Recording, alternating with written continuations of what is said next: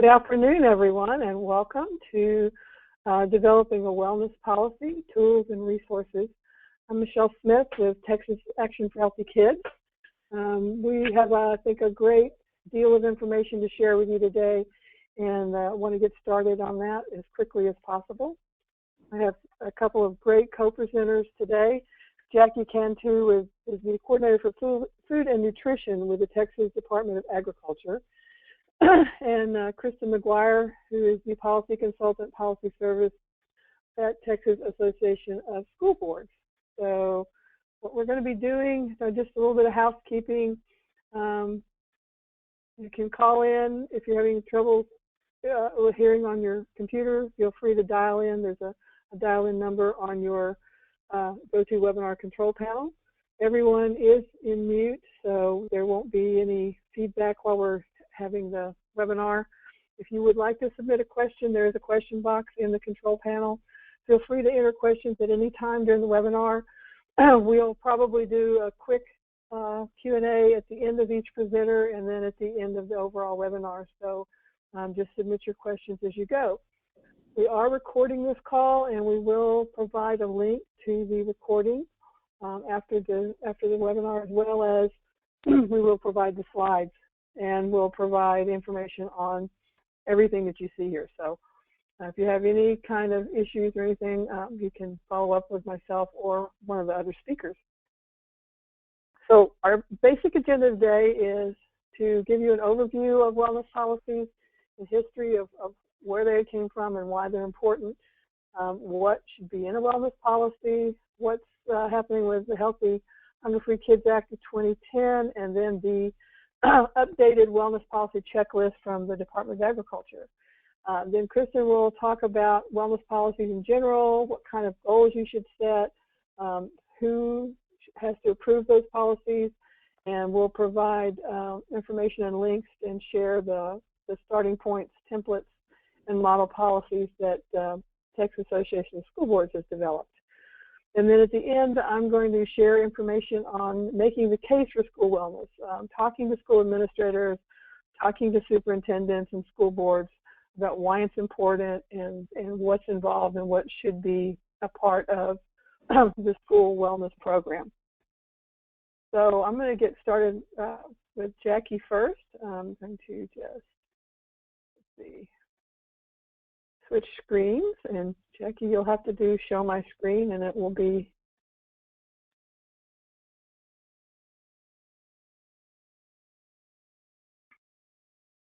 you have it?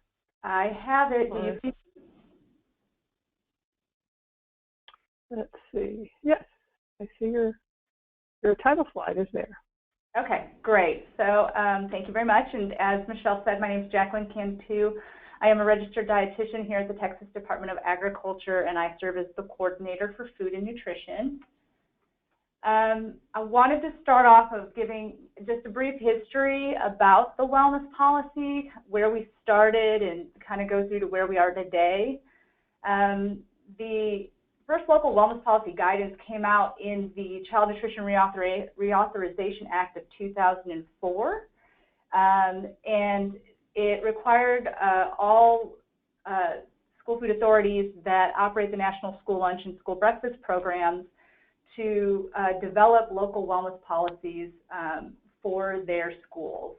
And those had to be established and submitted to the Texas Department of Agriculture for approval by 2006.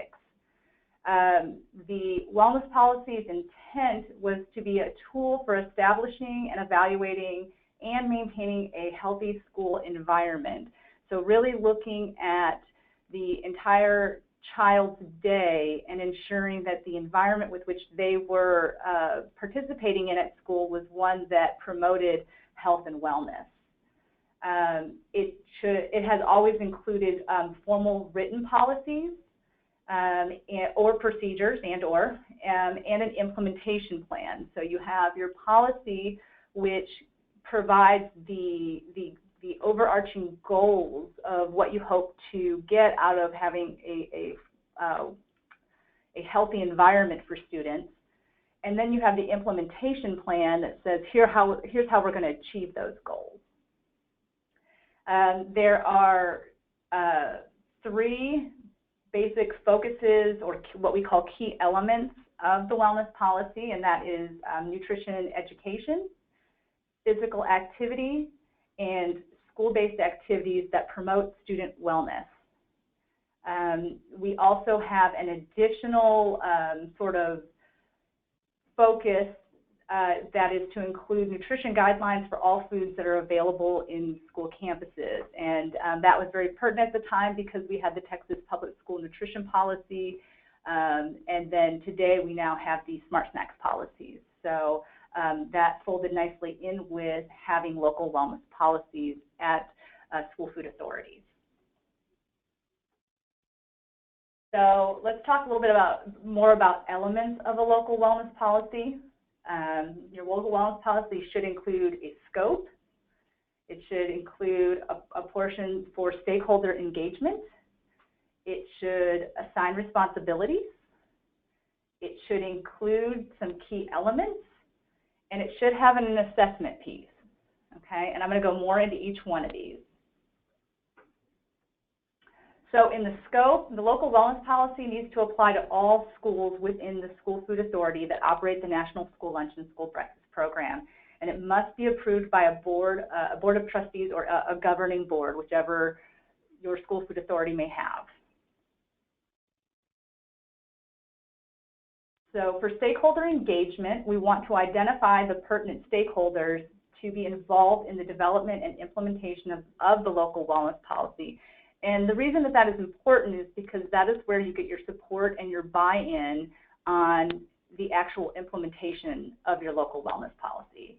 And that can be, or needs to include administrators and school nutrition staff, parents and students, board members, and community members. And then oftentimes there are other stakeholders that each individual school food authority might identify on their own as being an important person at the table for their local wellness policy, and they can be included as well.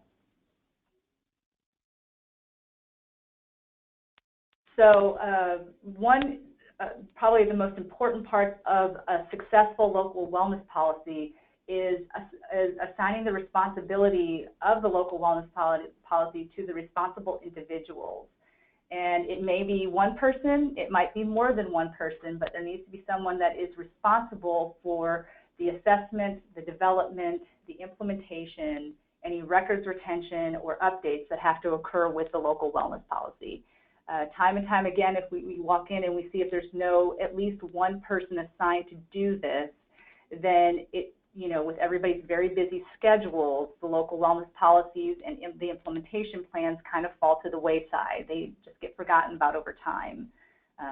Turnover happens, and then all of a sudden, nothing happens with this particular policy. So assigning a person to be responsible for it, or more than one person to be responsible for it, is very important. So key elements and assessments. So under the key elements, this is where we get into the different focus areas that we discussed earlier. So the local wellness policy has to create goals to obtain nutrition education for students, to provide physical activity, to provide student-based activities that promote wellness, and then to establish nutrition guidelines for all the foods available on school campus. Again, many of those guidelines for foods available on campus are often outlined in the Smart Snacks federal guidance already and can be referenced and used as a tool to help strengthen the wellness and health at your school food authority with your local wellness policy. And so for assessment, the purpose of the assessment is to have a method for assessing effectiveness and compliance with the local wellness policy regulations, and ensuring that compliance is being followed with the local wellness policies at each site within the school food authority. So it's awesome to have this really well-written local wellness policy and implementation plan, but if it's not being carried out at the site level, at the campus level, then it's not serving its full purpose. The local wellness policy should be assessed yearly, and then also multiple years compared to each other to make sure that we're really moving the needle and that we're really assessing, you know, is providing a healthy, well-rounded environment for students, actually making them healthier, having them make healthier choices in their life. So that is what is current thus far. With the Healthy, Hungry-Free Kids Act of 2010, that regulation strengthened the requirements of the local wellness policy and has proposed some additional requirements of the local wellness policy related to public participation, transparency, and implementation of those policies. And so the next few bullets on the next couple of slides kind of outline what those additional requirements are. Most of them build onto the current requirements. And again, these are still proposed at this point. They are proposing that we incorporate another key element for nutrition promotion. So ensuring that the promotion that is happening within the school district is promoting healthy and good habits for kids in terms of their overall wellness. It's proposing that physical education teachers and other school health professionals, such as maybe the school nurse or counselors, be required to be involved in the development of the local wellness policy.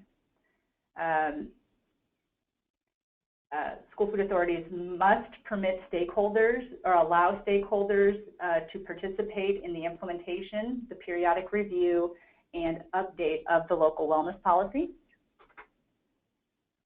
And then the school food authority must periodically assess the local wellness policy and update the public on its effectiveness compared to a model local wellness policy.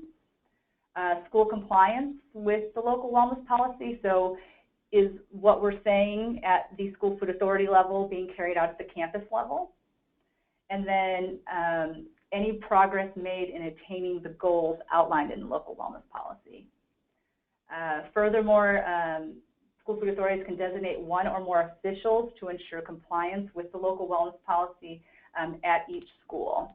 So if, depending on how the school food authority is set up, if it makes more sense to have, say, one wellness coordinator that kind of oversees what activities are happening at each campus and ensuring that carries out, you can do that.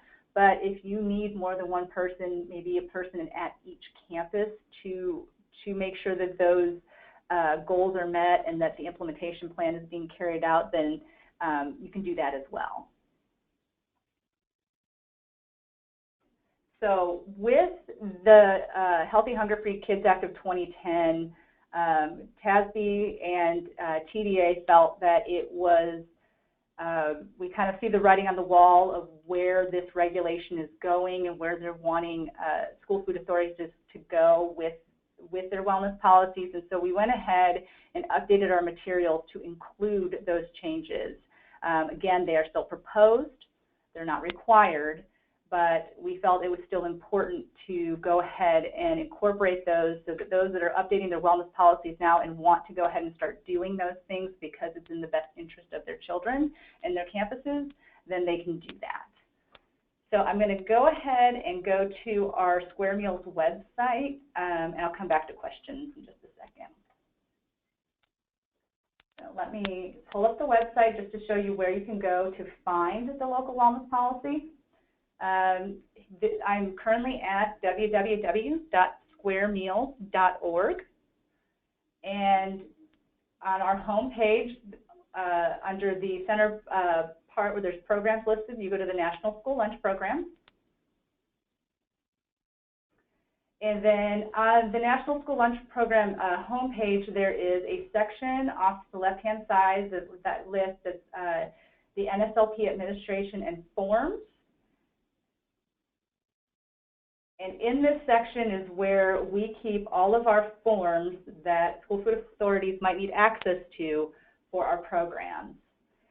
The easiest way to find the local wellness policy is to just go to form name, type in wellness, type it in correctly, and hit search, and then it'll pull it right up. It has a Word version and a PDF, and you can just click on either icon depending on what version that you would like. I already have it pulled up, so I'm going to go ahead and just pull that up to show you what it looks like and kind of how it's organized.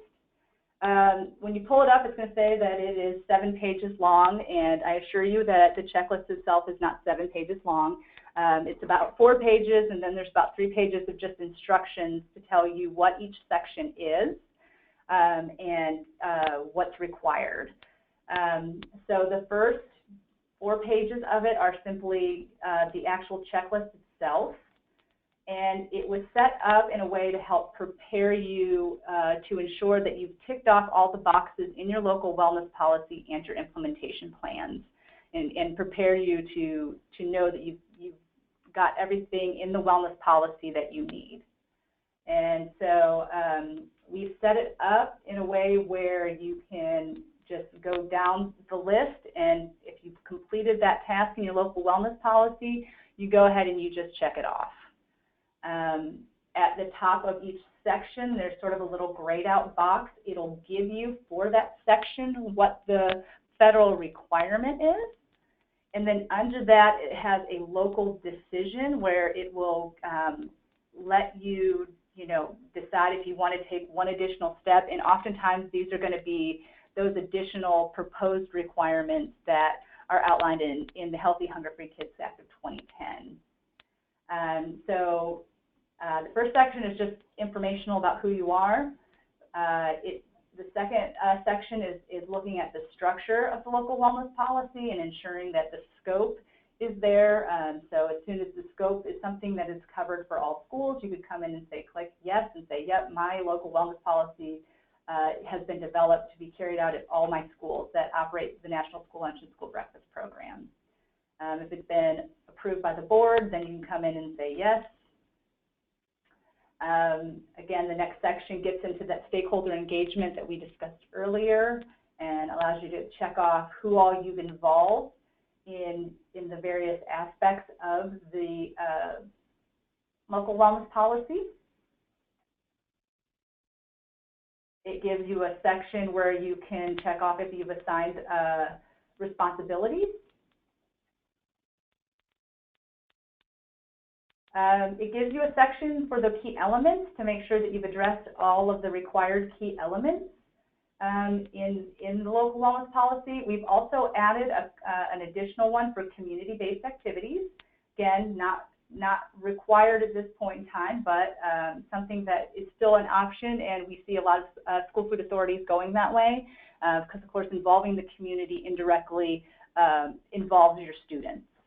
And then for each one of these activities or each one of these key elements, there's also there's 2 columns. There's one to check off that you're doing it for the students, but then we've added another column. So another option you can do is also extend these activities out to staff, parents, and community members. We see a trend of school food authorities trying to expand the scope of healthy habits beyond just the students in their schools, but trying to reach their parents because you only have them at school for a certain period of the day, and then the rest of the time they are out in the community, they are at home, and those are also other figures in your students' lives that set an example for them. So that's another reason for having the option for you to say that you're also doing this for other people other than the students. And then the assessment section, check it off when you've done those things. And then when you get down to page 4, this is where you get into the instructions. It kind of gives you what the purpose is. It kind of goes over a lot of those things that we've already discussed earlier in the slide, but just gives you some more guidance on how to utilize the checklist. Very basic, and also off to the side of each of the sections, it also reiterates what the requirements, the federal requirements for that section are, so that you'll know that you've at least met your minimum requirements. Okay. So So that is the checklist. So I guess I will go back to if there at this time and see if there are any questions concerning what I've discussed.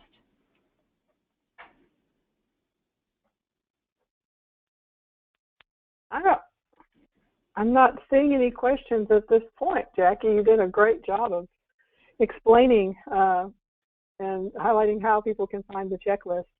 I will make a note that one of the things about those stakeholder groups is in Texas, we're required to have school health advisory council. So, hold on a minute, changing screens. There we go. And the School Health Advisory Council is normally made up of most of the stakeholders that are identified, or should be made up of most of the stakeholders that are identified. And that's a mandated group in our state that can, and in most cases, is probably the group that's going to work on the wellness policies. So I think the newer rulings that are coming out should not have as big an effect in Texas as they may in other states, because we already have those groups built in, and we're already trying to encourage the community participation and the parental involvement. So hopefully we'll be a little bit ahead of the game when those new rules come out. Okay, so hold on, I got one question here. On the stakeholders, how many actual members should there be overall? Are there any guidelines from USDA on that? They don't put an actual number to how many have to be on the actual involved in it, other than it does need to be a representative from each of those required groups, so administration, school food, school child nutrition staff, parents, teachers, or I mean parents, students, community members. So each of those groups has to be represented. Okay. And as far as the School Health Advisory Council goes, they have a minimum of 5 members. So I think it's going to be very similar again. I don't remember how many is in that list. Is it 6? But 5 or 6 people would be the minimum. Do we have any idea when the changes to the wellness policy must be adopted? Well, the rule has not been passed yet. So we are moving forward on proposed regulation changes. So until those regulations actually get passed into rule, and there'll be, there's been comment periods on this, and I don't know if they'll do another comment period because they've been out for so long. But once whatever regulations actually get passed into rule, they will come out also with the implementation date. There's a question, and we'll probably answer this one in just a few minutes. Does the TASB framework take into account all the items in the USDA checklist? And that checklist is actually done by the Department of Agriculture, correct? Yes, yes. This checklist is Texas Department of Agriculture's checklist, and I'll let Kristen get into TASB's document, but it does take into account all of the requirements of the current and proposed wellness regulations. Perfect. Okay, if you have additional questions, we will definitely have more time to ask Jaclyn at the end. So at this point, I'm going to go ahead and switch over to Kristen. And Kristen, you should be able, oh, I guess I should unmute Kristen as well. Okay. Yeah, maybe.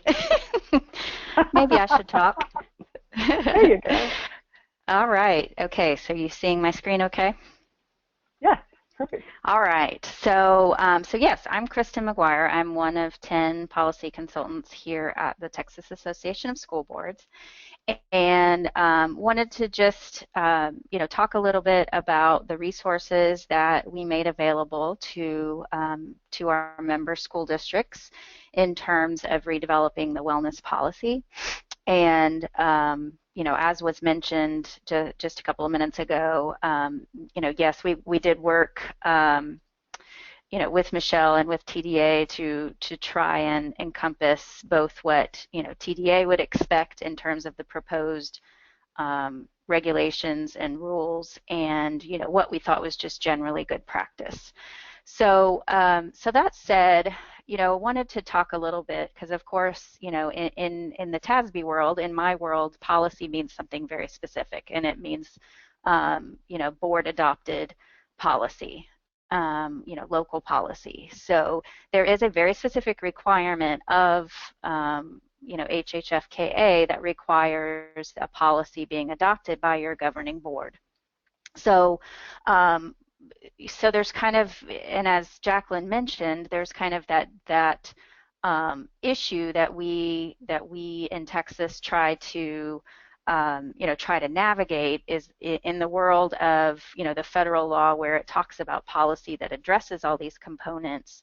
What TASB tries to do is come up with, okay, what are those components of a true board adopted policy, and then what are the components of your implementation plan or your wellness plan to implement that policy.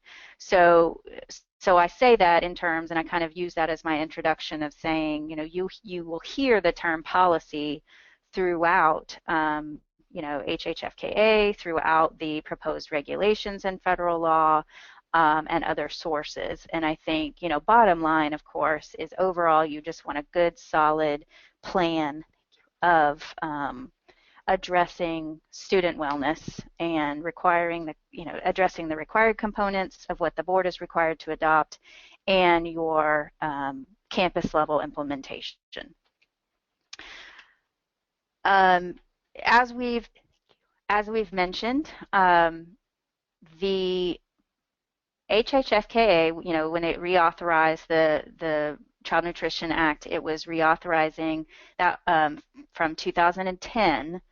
And as Jaclyn said, this was, wellness policies were originally introduced in 2004 with the implementation requirement of a 2006 date. Again, as we've been waiting since 2010 for the final federal regulations in order to implement the 2010 requirements, and because they have been proposed for quite a long period of time, we did collectively decide, you know what, it's time to at least address those good practices, and we took pieces of the proposed regulations to assist in our guidance. So as the questions, the previous question about when is this required, and again, as Jaclyn responded to that, at this point, it's provided as good guidance. It does address the 2010 requirements of the federal law. Again, we're waiting on the final federal regulations in regards to the implementation. So how do you decide on the wellness goals? What do we choose? So of course, within the those key elements, as Jaclyn mentioned, the nutrition promotion and education, physical activity, nutrition guidelines, and other school-based activities. Within the proposed federal regulations, there are some suggestions on particular goals that a local district or charter school could choose. There's also just general resources throughout the square meals policy and from Michelle's group that just are general good wellness goals that address those issues. So what we did within TASB, of course, in our guidance is just kind of collectively try to come up with a good solid list of some potential goals that a district could work on in terms of their wellness policy. Of course, the district itself has the choice to adopt whatever types of goals they want, but we'll look at some of those goals here in a second when I show you our resource documents. again, the question of, okay, well, what does our board adopt? So we keep talking policy. What are we referring to? And again, there is a specific requirement of the adoption of a student wellness policy, which in the Texas school district world, that's policy FFA. So FFA local is where your board adopts a policy at minimum addressing those requirements in the federal law.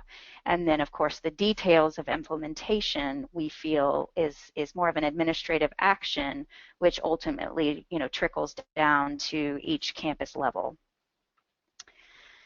So once your board adopts the revised policy, then what do you do? And you've heard us talk about an implementation plan or wellness plan.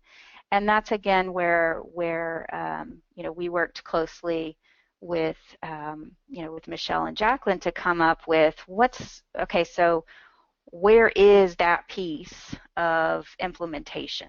So what does a district do? They adopt these goals in this wellness policy, but how do we provide guidance on moving forward with truly implementing? So, as Jaclyn said, having a nice, pretty policy with good, solid wellness goals doesn't really mean anything if you're not doing something about it. And so within the TASB resources as well, we've provided a sample template with some some general guidelines and guidance in terms of thinking about what to address in your implementation. And we've also provided just a sample, kind of an example of a completed wellness plan of just what any districts might look like. And those, are again completely for just, to serve as a reference, as a resource, not anything that is, something that's required or, dictated to a district, but there as a resource. So that said, I wanted to, just kind of direct you to our resources. Now, traditionally, we call policy development worksheets starting points. So that's where you see that reference to starting points. And normally these are made available through a secure website on what we call My TASB, which is accessible to superintendents and superintendent administrative assistants. What we tried to do at this point, just because we knew that the the emphasis of this policy and the way it to truly work needed to be sent to a committee of individuals. We did house this a little bit differently on this box.com website that you see here. And although it is, password protected, anybody who has the link and the password is able to access that. So it's hopefully a little bit easier to share information once the superintendent is made aware of these resources. So that said, you have the, that website link, which is the tasb.app.box.com, and then /wellness. And the password, you would enter wellness 2015. Now, once you get in here, you'll see that it's condensed. Our resources are compiled into a zip file. If you download that, you will then be directed to a zip file. You have 3 documents that are contained in that folder. What you always want to look at first, if you're just now, researching that information, is the actual worksheet that's entitled FFA Local Wellness Policy Worksheet. This resource is provided, this is what we refer to as kind of our true starting points worksheet. This is a worksheet that contains the information that we as consultants want you to complete and send back to your assigned policy consultant in order for us to help draft a board policy for you. So as mentioned earlier, and Michelle mentioned this right before my part began, is we have all these federal wellness requirements, and coincidentally, yes, we do have a state requirement for the SHAC, the School Health Advisory Council. And the composition of that council is composed of many of the potential stakeholders that would be required under the federal wellness policy development and implementation. So, we felt that it was, good practice to involve the SHAC in not only, coming up with your responses to this worksheet, but also, of course, in the actual implementation phase of developing and implementing your plan. So that said, this particular worksheet goes through the different types of kind of choices and options referenced in the wellness law and regulation, and also just general practice. So kind of a scope, statement here, and it allows the district to mark whether or not that text, is acceptable to them. Then it talks about just general references to the federal requirement to solicit participation, as well as, who's going to be responsible and how are you going to document the transparency of your process and your, implementation guidelines themselves.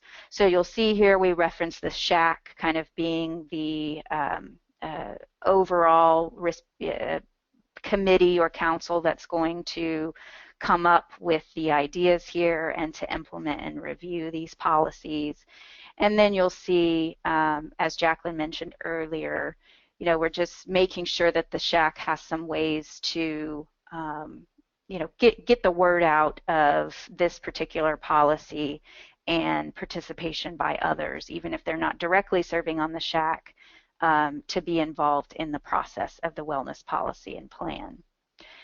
You'll see here that we've, remember when I talked about kind of the board adopting a global policy of what's required in the federal law and the proposed federal regulations, this refers to that plan, so the details. So we talk about this plan that will, address those strategies for involvement. We'll talk about the objectives and activities that we're going to do to implement those goals, the implementation measures, and then just how we're going to communicate to the public about our wellness policy and plan. Again, in that third column, you have the, just kind of some narrative material on why, we're suggesting particular language. The worksheet goes on to go through each key element, talks about the nutrition guidelines, then goes, moves through nutrition promotion and education. So I'll mention briefly with nutrition guidelines, of course, now that we have the Smart Snacks standards, which are, which districts are required to be in compliance with in regards to, foods that are sold to students, you have that general requirement, and then you also now have a the TDA rule that does allow an exemption in certain for those 6 days per year per campus for fundraising activities. So that's just kind of the difference in those choices there of will you allow those exemptions or not. And as I mentioned, as you move through this worksheet, we won't go through the whole thing, but I just want you to see that, there's intro statements to each section. This is nutrition promotion, so it gives some goal options as far as your wellness policy and what the district ultimately decides they want to work on with the wellness goals. You always, of course, as a district, can create your own or revise any of these. These were just goals that either were suggested or in the proposed regulations as examples as well. Again, it goes through physical activity, gives you sample goals there, school-based activities. And as Jaclyn mentioned earlier too, there is a requirement in the federal law that requires a district to assign at least one person, at least one district official to oversee the implementation. Again, the key factor in the implementation is really, trickling down to each campus level. However, there does need to be at least, one official that oversees the implementation, keeping in mind, of course, that sometimes people think the natural choice here is a child nutrition director, but that's not always the case, because you've got to consider the physical activity goals, the other school-based activities. The child nutrition director may not have a direct role to play in there. So thinking about that from the perspective of, really having thoughtful conversations of who is going to be, our official or officials, multiple officials that will serve as kind of the responsible parties for the implementation. As Jaclyn mentioned too, there is an evaluation requirement in regards to kind of this implementation and evaluation, just to make sure that no changes are necessary. So again, we consider that to be kind of a key SHAC function of let's assess, let's look at campus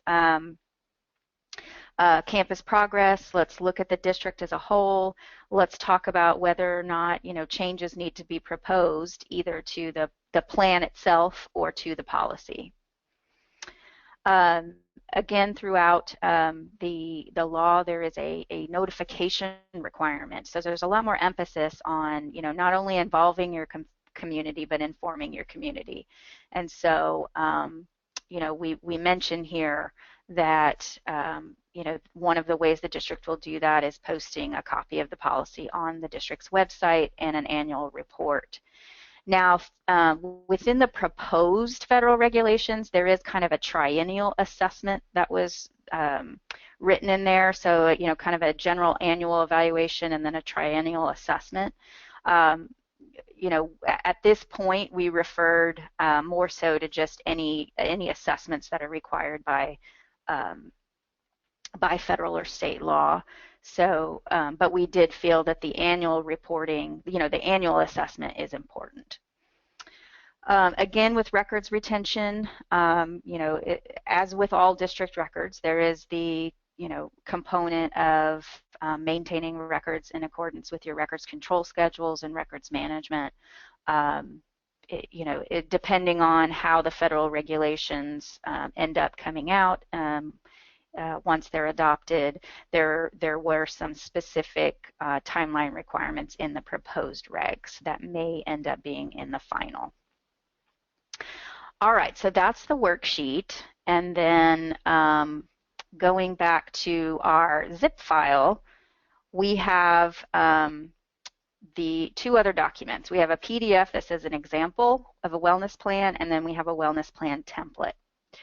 So once this worksheet is completed and sent to your policy consultant, if you're a school district, and your board adopts a revised policy, then what we have for you here is a template to, again, exclusively as a resource. It is not meant to dictate anything that you have to do, but it's there as a resource to provide you with just different options, different ideas, different ways to address student wellness in a, as cohesive of a document as possible. This particular template is meant solely for, a district's use. You can, districts can modify, add, revise, delete particular sections, if it's applicable. And it's meant to house, again, administratively through, that website that we mentioned. Once you have that policy, this is kind of the step afterwards that you want to look at. So again, there's some, just some notes to the wellness plan developers there to just kind of say, hey, here's why we put something, here's what it's meant to address, and it gives you some blanks to, fill out that information. Again, it kind of, addresses the same types of, the same issues that are identified in the policy, but here's the detail. So here's how the SHAC will do that annual evaluation. Here's how we will inform the public. And so it has, the detail included in there. Now, of course, this wellness plan template has spaces for each particular goal that is included. Like you'll see here before I get to the goals is here's that nutrition guidelines that we were talking about. Now, should you choose the option and your district has decided to allow fundraiser exemptions for foods that are not compliant with Smart Snacks, here's information on where you would put that. Or, if your district has chosen that no, we're not allowing the exceptions, then you can choose that information. Now, when you get to the goals, of course, the specific goals for nutrition promotion, education, physical activity, other school-based activities, in this template, you'll have every goal that we've actually listed as options in that worksheet. Now, of course, your wellness plan is only going to contain the goals that you've actually chosen in your policy, and then any additional goals or revised goals that you've made. And then this last document is a PDF of just an example. So we wanted to kind of, we provided this more or less bare bones template in that Word document you just saw. This is just something we came up with, okay, let's just pretend this is a completed wellness plan. And so we've, just identified that for you in terms of, filling in those blanks of the template and what it might look like. Again, completely a resource to you. It's just to give you an idea of, what you might use within, your own wellness plan. But it is not anything that's required by any means. We just wanted to provide you some additional guidance. So that said, I will come back to my piece of the PowerPoint, and if there's any questions you might have for me, I'm happy to answer those, and I'm of course sticking around till the end if you have questions throughout. That was great explanation, Kristen. I think these are such valuable tools to people that are new to the process. I know a lot of times there's a lot of turnover in school advisor councils and nutrition departments, all staff, and you may be coming at a wellness policy that was written and has never been updated. So I think these are excellent tools to be able to review what's there or even start over if you feel it's necessary. I don't have any questions showing up right now. You get such a, oh, wait a minute. There's one. Does the TASB framework take into account all of the items in the USDA check? Yes, it does. I'm sorry, that was already answered. USDA checklist. Yes, that was the last question. So I think I will, if you'll go ahead and change the screen back to me. All righty. Then I will, let's see, go ahead and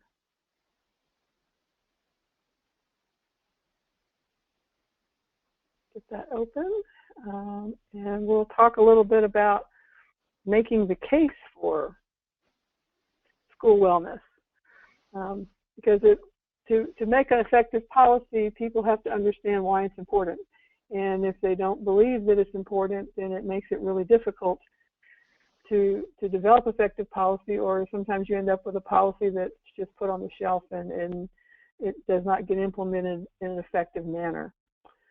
So we really need to pay attention, and this presentation that I'm going to give you is part of a 3-hour presentation that we do on for wellness teams, for school advisory councils, for groups that are working on wellness policies. And we've shortened it, obviously, to about 30 minutes here or less, just to give you an overview of some of the types of things that we feel are important to share with your school administrators and with your school boards to help show them why having these wellness policies is so important. Unless we do something, about half of the kids you see in this picture will be obese adults, and they'll be counted among the millions of new cases of diabetes, heart disease, stroke, cancer, chronic diseases that are largely preventable.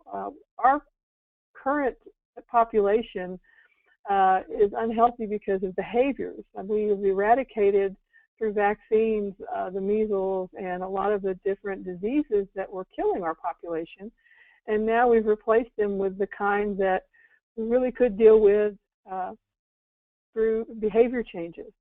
So making this case for school wellness is the first step to creating that healthy foods culture, whether you're a teacher, a principal, parent, or a student. You really have to know how to talk about these projects to get people to understand and want to participate. One of the things that I think is most startling and carries a lot of weight with the Texas population, when I talked to the school board at one point and shared this information, the fact that our young men are not getting into the military because they're overweight and they can't make the physicals. The state school board members were really upset, and they said, we didn't realize it was that critical of an issue. So there's a group of retired generals now that go all over the U.S.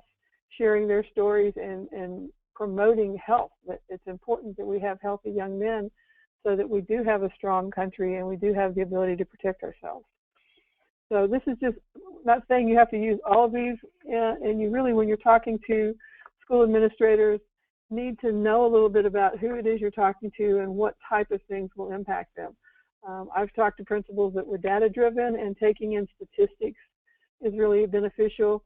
I've talked to others that are more likely to be swayed by anecdotal stories, or they can relate to something because they have diabetes.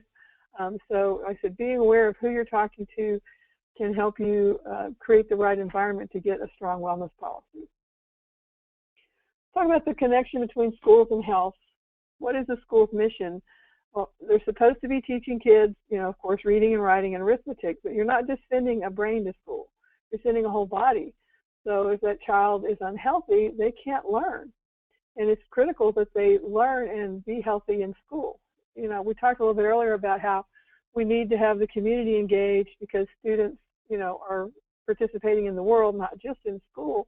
But if you think about the number of hours that they spend in school and the fact that they're there more time than they are anywhere else besides home, it's really critical that we make this a healthy learning environment. The primary thing is, and we finally, after years of research and data collection, we can actually show healthy kids learn better. One of the things that Action for Healthy Kids has put together is something called the Learning Connection. And this is a document that we use and share with our members, and it's downloadable from the website, that makes the case for school wellness. It shares information on what movement does for the brain by increasing learning ability, attentiveness, kids are more focused, decreases behavioral issues, and absenteeism. And that's one of the ones that our school board connects with, is the fact that students who aren't healthy aren't in school, and for every day they miss school, it costs the district $45. And if you start counting up the absentee days, the schools are missing millions of dollars. So that's something that really kind of gets their attention when you start talking about kids being healthy. This is another thing that makes an impact on administrators and school boards.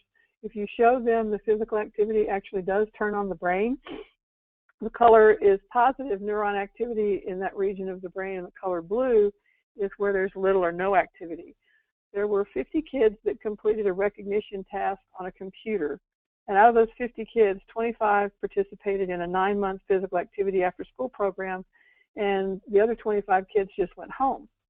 Those that participated in the after-school program engaged in 75 minutes of physical activity every day, and those that had participated in the program improved their performance, while those who did not participate actually had lower scores.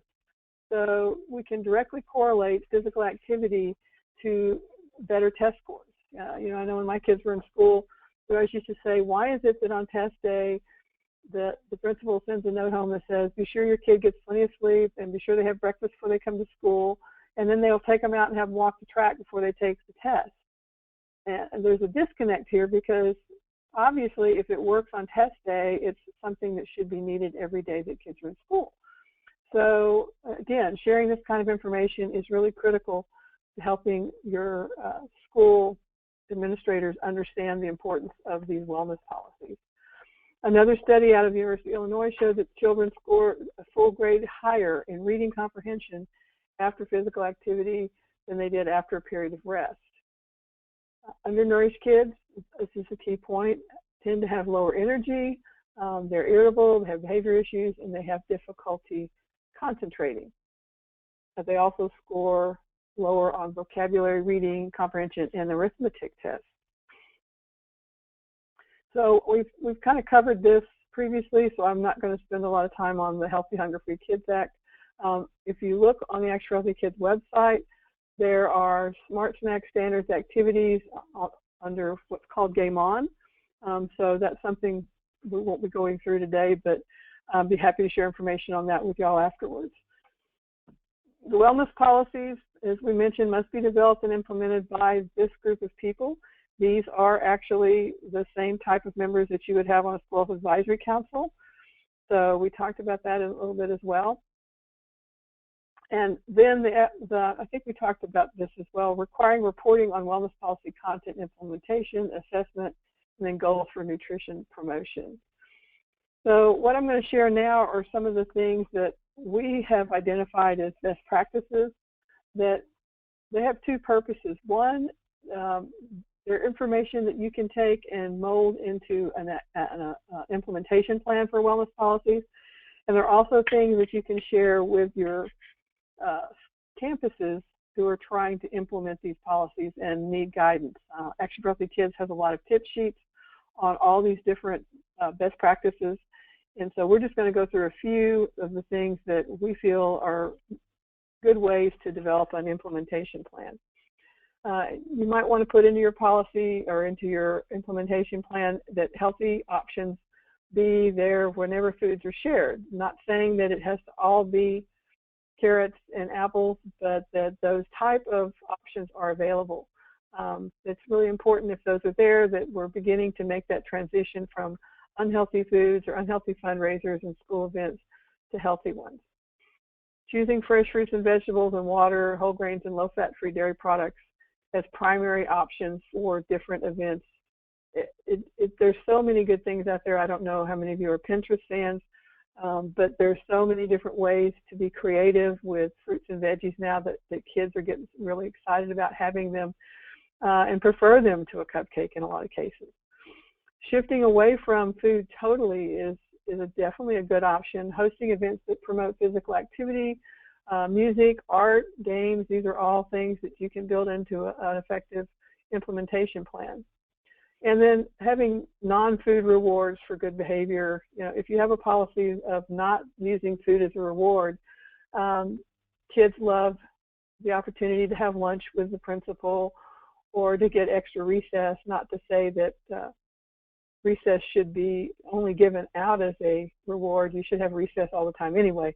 But having additional recess when kids as a reward is a positive reinforcement as opposed to the treating our children like they're Pavlovian rats and every time you do something good you eat. And then you grow up to be an adult and you're still doing that to yourself. So of course, when I do something good, I want a bowl of ice cream. And that's not really what we want to do with our kids. We want to teach our kids to do things because it's the right thing to do, or give them some different options besides eating. Working with the nutrition department is critical. We have grown so much in my school district, having different family events where the nutrition department provides samples of what they serve for meals. That really helps in educating your parents, and it goes a long way towards them being more informed and more supportive when they find out that the food that's being served is really not as bad as their children were leading them to believe. So I think it's really, really important to work with the school nutrition department and make sure that they're totally engaged in the wellness policies. Increasing opportunities for nutrition education. There are a whole lot of schools that are doing school gardens now. The kids love it when they grow something and they get to taste it themselves. Healthy snacks and taste tests, or a lot of schools and districts are engaging the kids by having them taste new products that they're considering bringing on to the menu. Healthy vending in school stores, having different types of physical activity equipment is always better than food in the school stores. Making sure that you put information in newsletters, and then hosting special workshops and events is always great.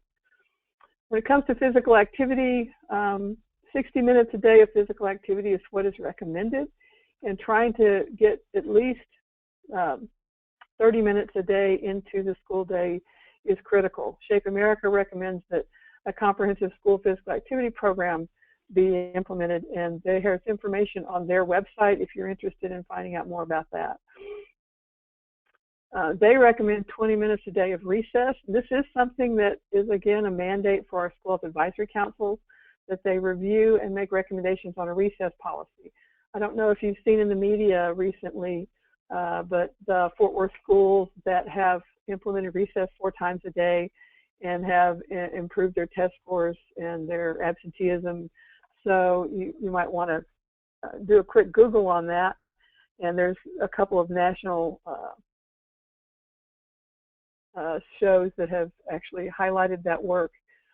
So right now, when we need this recess and we need our kids to be physically active, we've had a lot more schools reducing or eliminating recess. So we really need to pay attention and see if we can work more of that into wellness policies. Something that's not necessarily critical to implementation, but it has been known to make a difference, is having recess before lunch. Kids will eat better because they've already had their time out of the playground. There's less plate waste, and you have better behaviors and performances. If you go again to Game On or Peaceful Playgrounds, the Healthier U.S. School Challenge, you'll find a lot of recess resources for this. I know some schools have been really successful in selecting a specific grade and trying recess before lunch and seeing what kind of impact it has, and then moving forward with something after that. Fitness and brain breaks, they can truly make a difference, in having a policy that your teachers work a fitness break into their schedule is going to help their kids settle down, be more on task, and they'll be more focused. I know when my son was in middle school, his math teacher was having issues with their class, and we went in and worked on a brain break, and she said it made such a huge difference. So those kind of things, they don't cost money, they don't take a lot of time. It doesn't have to be a half an hour, but it is something, especially in middle school, where kids don't have as much activity. And that's one of the things you need to think about when you're working on your implementation plan is, in elementary school, children have more opportunities to be physically active. When they move into the higher grades, they have less and less opportunity to be physically active. So being creative about how we can work physical activity into their day, having things before school, having things after school, open gym, that type of thing, is an excellent way to build in physical activity into your implementation plan. Something else that is also part of the School Health Advisory Council's scope of work is working on joint use agreements or other types of arrangements where the community can access the equipment and the facilities for the schools.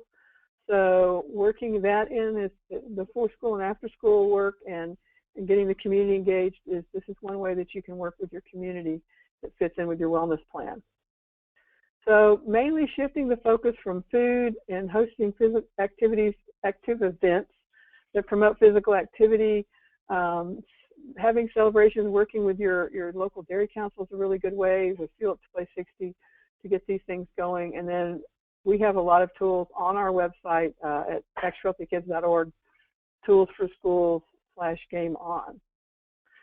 So basically, now we have taken you through this. Hopefully you'll be able to use the checklist that the Texas Department of Agriculture has developed. Hopefully you'll be able to access the wellness policy template and the sample policies from TASB, giving you a really brief overview on the link between nutrition, physical activity, and academic success. I'm happy to share more information, and as we put together different wellness policy trainings, we will share that information through our newsletter. And then hopefully you have some strategies for developing and implementing wellness policies. So I'm going to go back now to our question and answers and see if there is any more information or any more questions. And I'll go ahead and open up Jackie on here as well, and Kristen. Kristen, you have yourself on mute, I believe. There you go. So there's a question, can you talk more about the proposed regulations and the coming rules for the 2010 Healthy Hunger-Free Kids Act? Are these just, who wants to talk about that? Jaclyn, you want that one? Okay. So to talk more about them. Maybe the timeline, like do we know anything? Or is there other rules that you need to know about? I'm sorry, go ahead. I was going to say, isn't there something on marketing that's going to be maybe part of this new one? Are there any other? Yeah, so in terms of getting more into that nutrition promotion aspect that they're looking to add, one of the things that they are proposing is that all of the marketing that is located inside the schools has to be healthy marketing, and so I think it would be targeting some of those promotional materials for foods that might be maybe not be deemed as healthy to students to consume on a regular basis. I think they've seen a lot of marketing from certain companies that through certain contractual agreements with the schools come up a lot, and it's kind of counterintuitive to creating a wellness environment. So yes, there is a piece out there in terms of marketing. Again, don't know if that'll pass or not, but that is an element that is out there. So all of these, sorry. All of these regulations are, I guess the question is, which ones are proposed and which ones are actually required, is what I think they're trying to get to. Of what was presented today. Okay, so if you, so I think I have a slide on there that the HHFKA of 2010 slide. There's two slides for that, Michelle, that you can go to. And those are some of the additions. Those are the additions. So that's the first one, and there's one right before it too, that has what they are proposing to strengthen from what is current. Okay. Right. So yeah. So the only thing I would add to, excuse me, to that is, you know, what we've taken in at least our guidance too is, you know, the law is written as Michelle's showing here on the slide. So HHFKA adds these additional requirements to strengthen wellness policies. One of those, of course, being adding in nutrition promotion and adding in, you know, this assessment piece. So what the resources then do is just, you know, we're kind of, you know, we're implementing those requirements absent the federal regulations that were required to be promulgated from that law. So, you know, ultimately, is there a chance that you may need to go back and revise policy and or a wellness plan after these, you know, if and when these regulations are adopted? Maybe, but you know what we've what we've done is look at the fact that here's these 2010 requirements, and you know they are requirements. Of course, yes, you have regulations that would need to be adopted to, you know, kind of be your resource or your function of implementing those requirements. But yeah, these two slides that Jaclyn has prepared here are kind of the, you know, a good reminder of here's what the new elements are, and then of course, you know, we've addressed those within the TASB guidance as well. And these are the ones where if you're working with a school health advisory council, you probably already have physical education teachers and school health professionals involved on your SHAC, and they should be working to participate in implementation and review. So hopefully those things are going to be already in compliance and not going to be a big issue. Does anybody else have questions?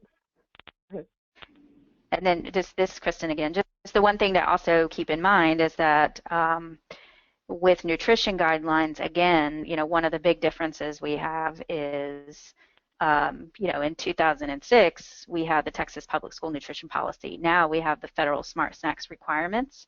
And those are, those are required. That isn't something that's in flux right now. So that's something that, should your wellness policy and or implementation plan really address that as it was written in 2006, that's yet another reason that that we would always advise to go ahead and redevelop your policy. Any other questions out there?